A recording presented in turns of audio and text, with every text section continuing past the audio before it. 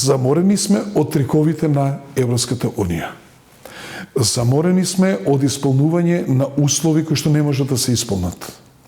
Да разговараш за идентитет, да разговараш за јазик, да разговараш за историски личности, да разговараш за задачи кои што не ги имал ни една нација, ни една држава при влезот во Европската Унија, како ние да не сме луѓе, како да сме марсовци и треба да исполниме посебни критериуми. Јас не велам дека ние треба да се откажеме од европскиот пат, но ако до 2030 не влеземе, ние ќе останеме на тој пат, но тој нема да биде приоритет.